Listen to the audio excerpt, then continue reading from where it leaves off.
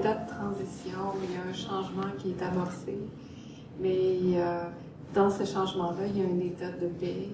Puis dans le retour au quotidien, il y a une alerte de panique parce que cette transition-là entre les deux peut être difficile. On revient à la confusion tout à l'heure. Mais ça fait un très beau mot de la fin, j'allais dire. Parce que je trouve qu'en tant que société, en ce moment, c'est ça qu'on est en train de vivre. C'est à la fois individuel et à la fois une histoire de société, une histoire globale qui touche tout le monde. On voudrait donc se sortir de notre histoire, puis rentrer à la maison pour y rester, puis être en paix. Puis en même temps, on a tellement cru à cette histoire-là.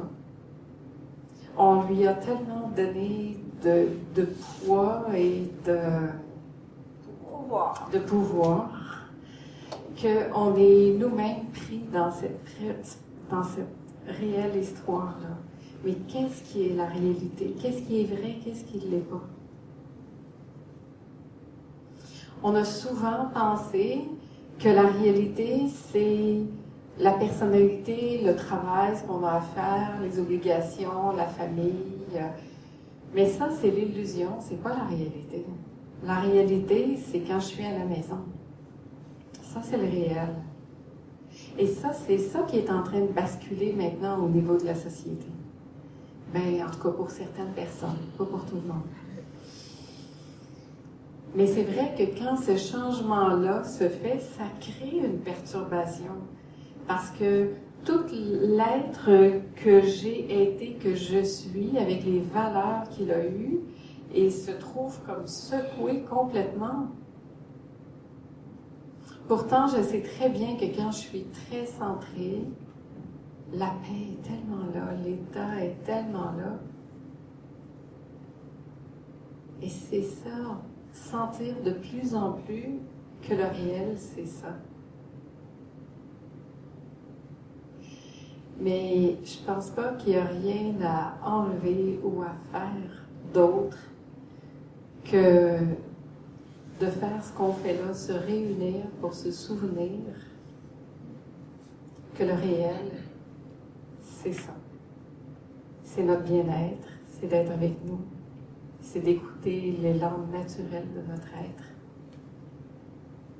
et de favoriser cet état-là qui m'amène à revisiter, puis même accueillir cet autre avec bienveillance qui est ébranlé. Mais plus on constate que ce qui est réel, c'est cet état-là, plus l'histoire disparaît d'elle-même. Je pense que pendant des années, on a voulu comme tasser l'histoire, essayer d'expliquer l'histoire, d'expliquer l'ego, d'expliquer la personnalité, de donner raison à tout ça. Et je pense maintenant, c'est vraiment de se connecter à notre propre essence et de vivre de plus en plus ces états de connexion, de paix, qui fait que le reste n'existera plus. Mais c'est vrai que quand ça revient, c'est perturbant. Je suis d'accord.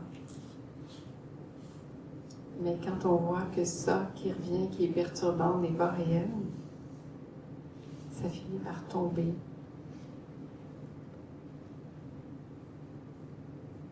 Ce à quoi j'ai été attachée depuis très longtemps, ça ne veut pas dire que ça va m'intéresser encore maintenant.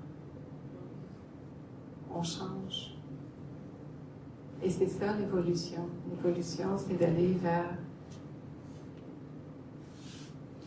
l'élan de vie, de ce qui est vivant, d'avancer et de nourrir cette partie-là de nous-mêmes de plus en plus.